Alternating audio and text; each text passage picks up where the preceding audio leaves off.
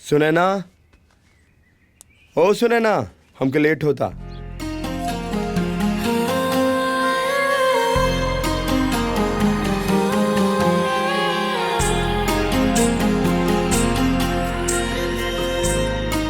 हम पकड़ ली बानी का जाई। अच्छा जी।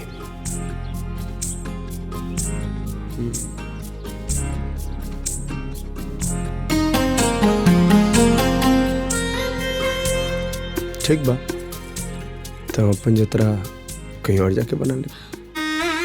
अरे तो जाई ना, रोक ले के बा।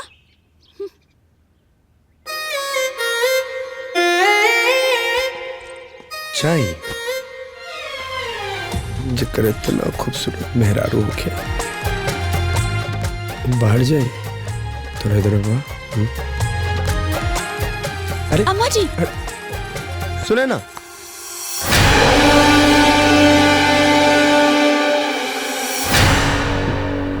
माँ कुछ कहलू का? हाँ काहे कुछ बोलब रे, तोर कान बाजता।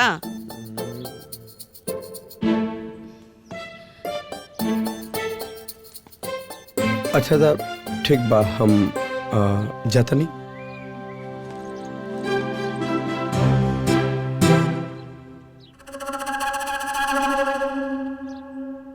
ए लड़की, जवन ते हमरे लइका पे जादू करा तारे नु, एकरा से काम ना चली।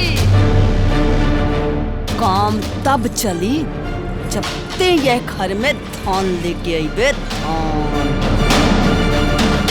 ऐसन कर, अपने बाप के फोन कर, काहे कि तोर दोनों भाई मेहर मौगा हो गइल बाड़े। मौगा अम्मा जी, हम चाहे बाबूजी से बात करी चाहे भाई से, केहू के कुछ फर्क ना पड़े वाला बा। हम अगर मर भी जाए ना, तब कोनो पैसा ना मिले।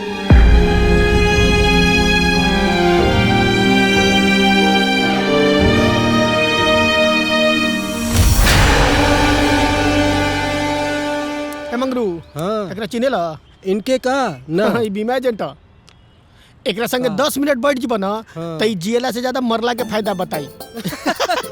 अरे यार भैया, तू का जनबा, ये ऐसन चीज है कि जोन जिए के बाद भी रहेला और मरे के बाद भी। तो खुदे मर के अपना परिवार के पैसा काहे कैसे दिलवावा? दुनिया के मारे चलता है। अरे हरे राम भैया। जी भैया प्रणाम। प्रणाम प्रणाम। अरे वो मंतोष आयल रहे का? ना भैया, 2 दिन से ओकरा पर नजर नहीं के पड़ल। अरे सुबह से खोजा तनी ओकरा के। अरे भैया प्रणाम। प्रणाम प्रणाम। हाँ अरे बियाह कहलो नी, मिठाइयों ना किए नी। अच्छा, अरे वो का कहीं हरबरी में हो गई।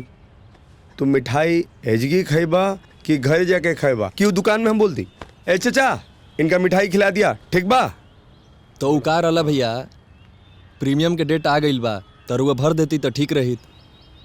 ओ अच्छा, एक मिनट, अच्छा याद दिलेला।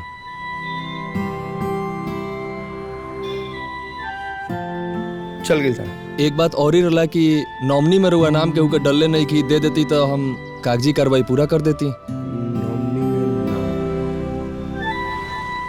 अच्छा अच्छा, रुका एक मिनट, हम एगो आईडी भेजा तनी तारा नंबर में। ई 96 वाला नंबर तारे नु? हाँ जी जी जी,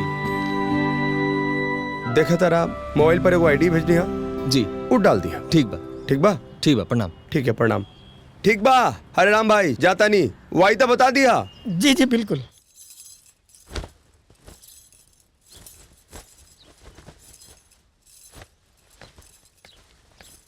रख दे। ए बुआ, कौना माटी के बनल हिया? हमके तो बड़ी ढीठ लागेली। हाँ रे, यही से न एकरा घर वाले एकरा के भुला गइल स, कबो यादो ना करे न स। बुआ जी, अब तो यह ना हमार घर है। काहे ना अपने कपारे के बीपत हमारे घरे हमरे कपारे जवन भेज देले हमें, उहो फ्री में। और जाना तारू, हमारे दुआरे लाइन लगल रहे हमरे लड़का के बड़ से बड़ घरे के। लेकिन वह कहावत कहल बना कि जब किस्मत में लिखल रहे शकरकंद तो कहवा से खाई कलाकंद।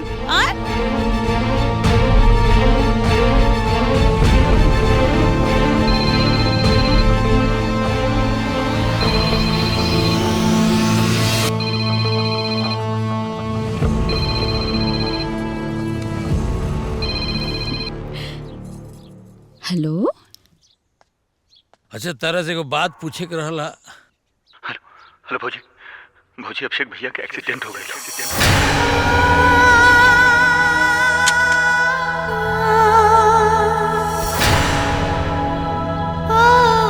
का भाई?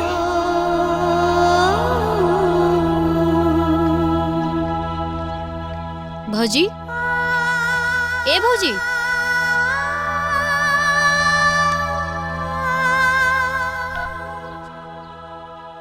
हेलो हेलो हेलो, अभिषेक भैया के एक्सीडेंट में मौत हो गई।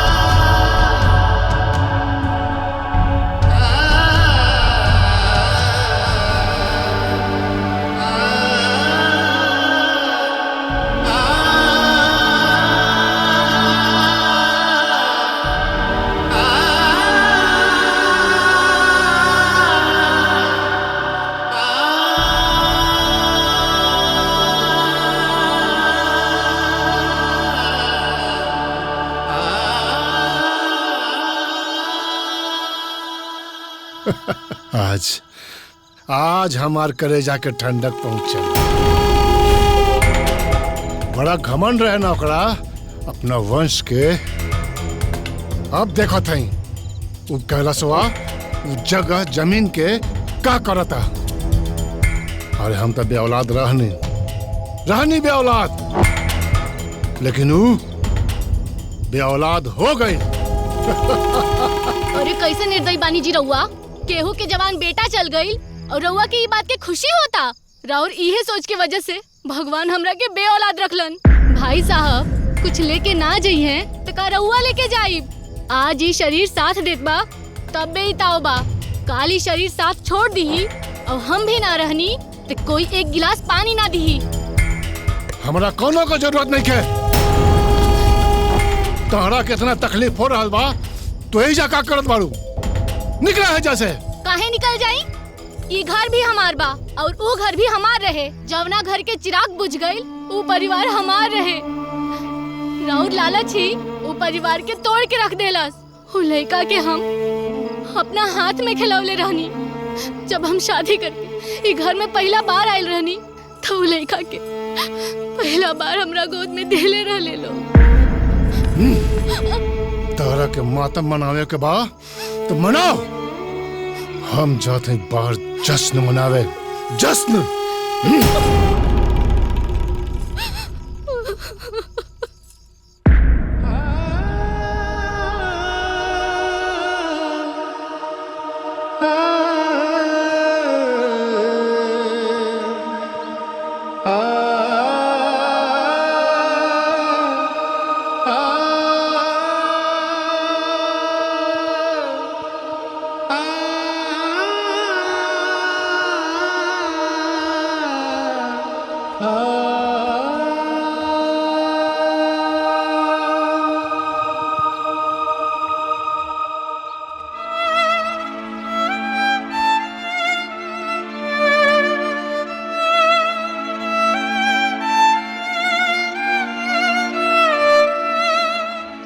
अपना जन्म के बदला हमरा से ले ले हरिराम। कहवा बियाह करा देले हरिराम है? मनहूस हमरा बेटा के लील गई। ऐसे क्या कहता नहीं कैलाश बाबू? इतना भाग्य के लेखा जोखा जेकर भाग में जैसन लिखा रहेला वो तो पूरा हुए के न रहेला। अरे हमरे आदमी के मती मारल रहे जवन ओ ई बियाह खातिर हाँ कर देले। का गइल हमरा लड़का के? का गइल? और तू यहाँ आके हमरा के पाँच पढ़ावता रे। जेकर जवान लड़का गुजर जाला नु ओकरे दर्द के एहसास बात हो रखे।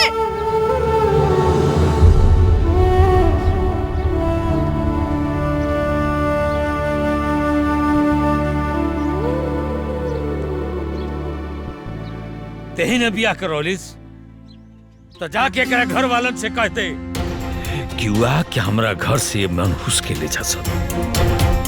अरे बाबूजी हीरोवा कह रहल बानी जीवन मृत्यु तो केहू के हाथ में थोड़े ना होला और ये कुछ भी भइल एगो दुर्घटना रहे। देखा ई सब कहे सुने के बात बा। अरे जवन मनहूस जन्म लेते अपने माई के खा गई आ बियाह होते अपने पति के खा गई ओके हमदर्दी न जतावल जला बाबू।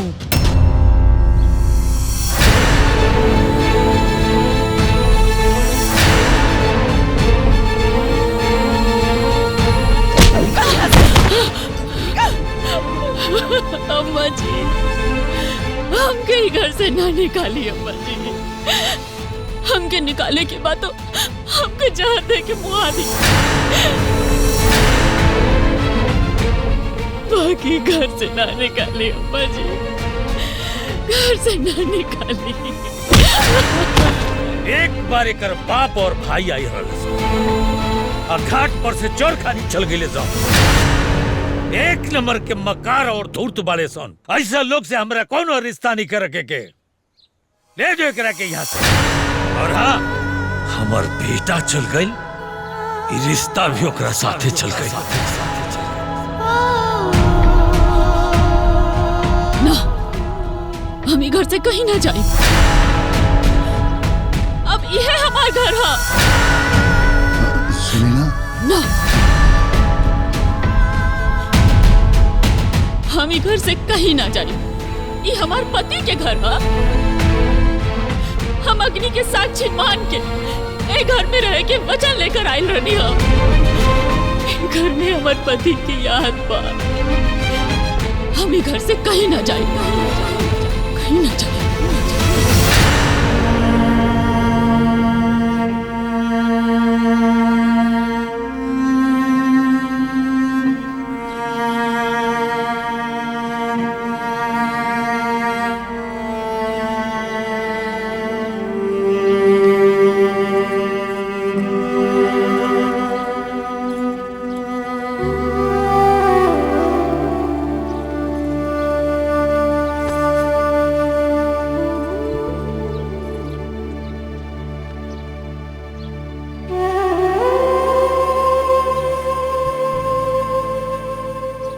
भैया वो हरिराम आ मोहन सुनैना के ससुरारी गई रहलो। ओजी ओकर हालत ठीक नहीं है। वो कहत लो कि ओकरा के कुछ दिन एजी लियावे खातिर कि ओकर मन बदल जाओ। कौनो जरूरत नहीं है। अगर सुनैना के रउआ लोगिन घर लेके आए तो ओकरा ससुराल के लोग कभी वापिस लेके ना जाई। अरे बड़ा मुश्किल से तो बला टलल रहे। हमनी के ई बारे में एक बार बाबूजी से बात करे के चाही। अरे हम कह दनीनू बस कौनो जरूरत नहीं है बाबूजी से बतियावला के। अरे जवान जहान विधुआ घर में रही तो इका ठीक लागी? रउआ बताई। बाबूजी हमनी के रउआ से कुछ बात करे के रहे सुनैना के बारे में। का बात करे के बा? बहुत जवन कह दिया वो ठीक कह दिया। और वैसे भी लड़की पर आया धन होकेली।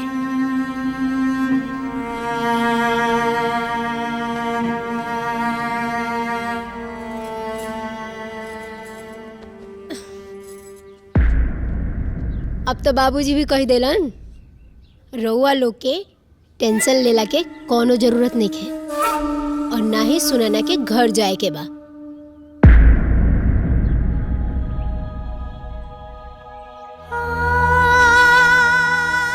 हमसे ऐसा कौन पाप हो गई भगवान, जेकर ही सजा मिला था हमके।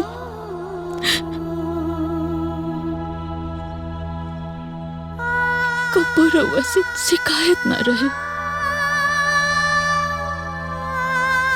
पैदा होते ही माई चल गईली।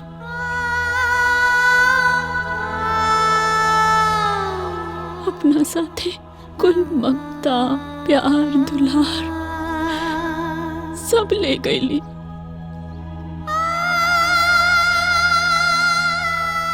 ओकरा बाद भी हम जियत रहनी,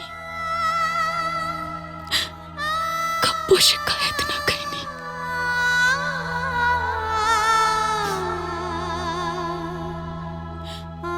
घर वाला सब पराया समझ के जा भेज देले।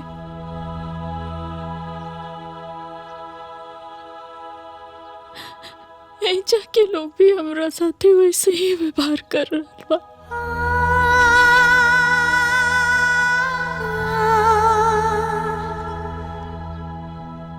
जब किस्मत के हमरा ऊपर तरस आइल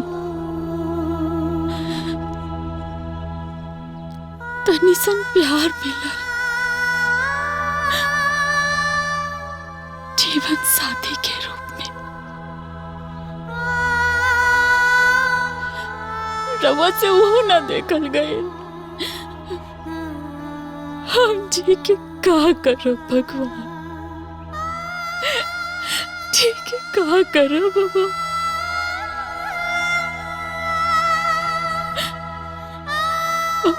जिए के मन ना करता।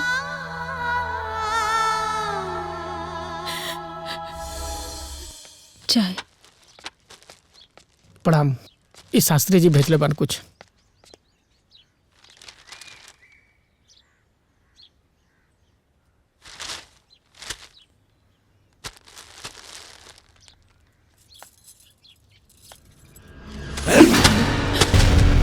हम कोनो भिखारी नहीं।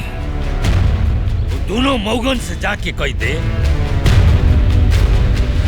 कि घर में लड़की के भी हक होला और सुनैना अपन हक लेके रही। हमके कुछ ना चाहिए। का कहले हा? हाँ? तोरा से ना हुई तो चल निकल ले यहाँ से। यहाँ हराम के खाए के तोरा नहीं खे। न तोरा नैहर से कुछ मिलल बा और न तोर मरद जोड़ के कई बा। केहू से कुछ ना कह पाई। का कहले रे? का कहली त? तोरा तो हम कितना बार कहली है कि ते अपन स्पीकर बंद रखा कर, बुझाइल?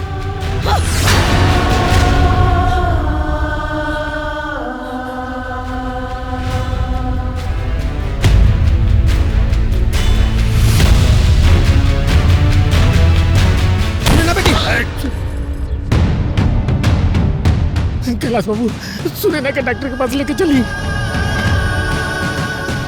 एकरा काल मरे के बाना याजे मर जाओ, लेकिन हम एकरा के कहीं ना लेके जाए। भाभी ये लेन देन के बात तो चलत रही, कम से कम इंसानियत के नाते सुनैना के हॉस्पिटल लेके चली। चली चली ना बेटी, उठो बेटी।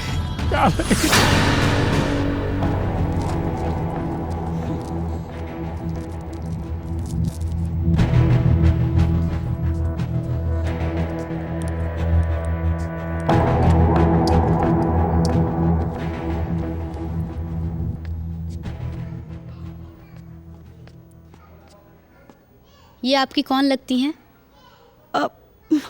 डॉक्टर साहब बहुरिया हैं हमार। डॉक्टर साहब कोनो चिंता वाली बात तो नहीं खेनो? चिंता करने वाली बात तो है।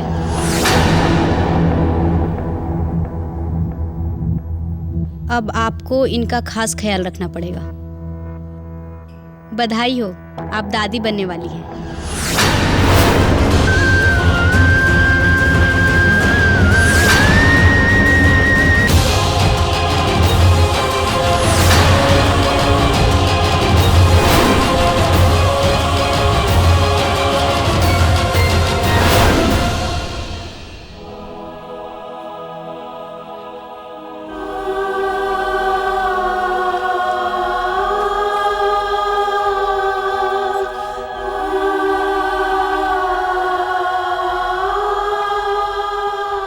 चले बेटी,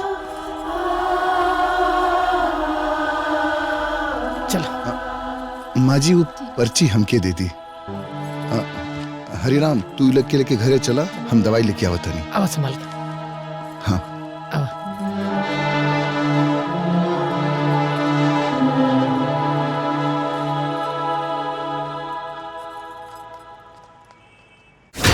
और दिमाग खराब हो गई बका। जहाँ तक हमारा समझ में आवता ये अभिषेक के बच्चा ना हो।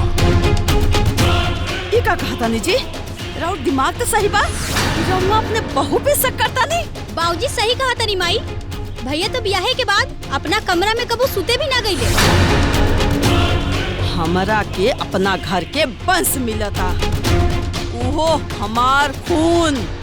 केहू ई बात माने या ना माने, लेकिन हम ई बात मानता नहीं। तोहरा चिल्ला देहला से सच्चाई ना बदल जाई। हमरा सब समझ में आवता। चट मंगनी पट बिया। हमहू कहीं कि एकरा घर वाले के इतना जल्दी कहे बा। ई गुल खिलावल नैहर के बा। का फालतू बात करत आनी बबनी? फालतू बात नहीं की करत। तू बतावा, इतना बड़ हादसा एकरे साथे हो गईल, एकरे घर से केहू आइल? आइल त के? ई देखा मोहना, कहीं एकरे माया तो नहीं खे। पगाई वाली का तू? जो मोहन के बारे में सन बात करता देवी जैसन सुनैना पे लांछन लगा बताड़ू। अरे तारो मर्द तो तारा के छोड़ देले रहे। जवान के लगाम दे। बाबूजी ये सब का हो रहल बा? अनजान बना तारा, तोहरा तो कुछ पते नहीं खे। अरे तोहर सुनैना के साथे खेल खेलल के नतीजा आइल बा। मोहन,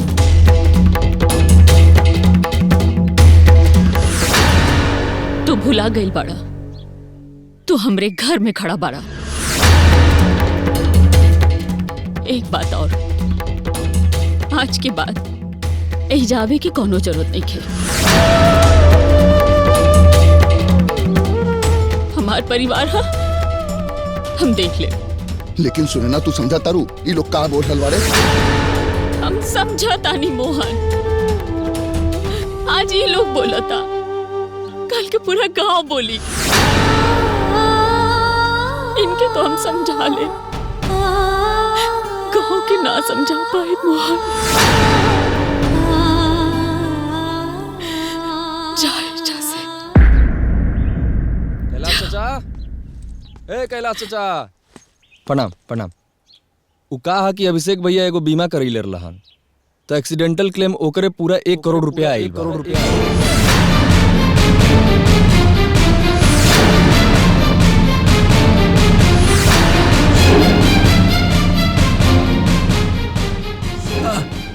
ले साइन कर दे।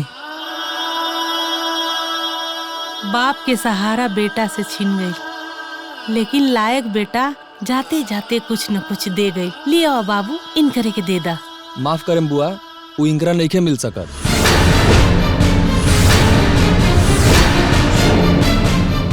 काहे से कि अभिषेक भैया नॉमिनी में सुनैना भाभी के नाम डलले बड़न, तो उनकरे मिल पाई।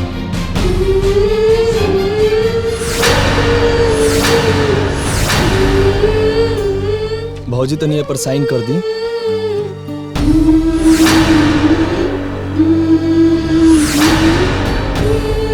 काजी कार्रवाई पूरा हो गई बा।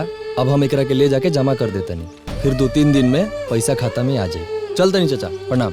चाची प्रणाम।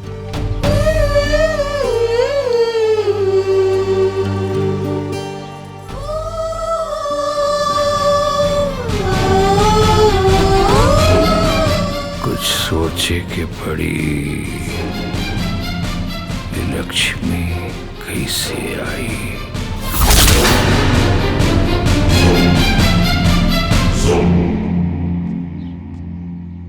ये दिवाकर कुछ सुनला हा? कैलाश भैया का लड़का मुवत करोड़पति बना गईल और ऊपर से वारिस भी आवता। सुनैना माई बने वाली बिया। करोड़पति हाँ वंश।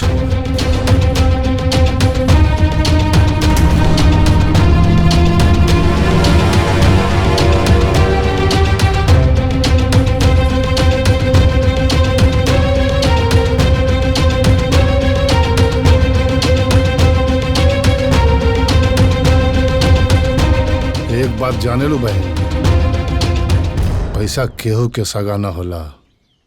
आज तुहार पास बा तो तुहार, कल हमार पास बा तो हमार। अरे पहले पैसा आवे तो दा। इ नोट पर अहिंसावादी गांधी के फोटो जरूर रहेला, लेकिन ओकरा पावे खातिर लोग हिंसा पर भी उतर जाला।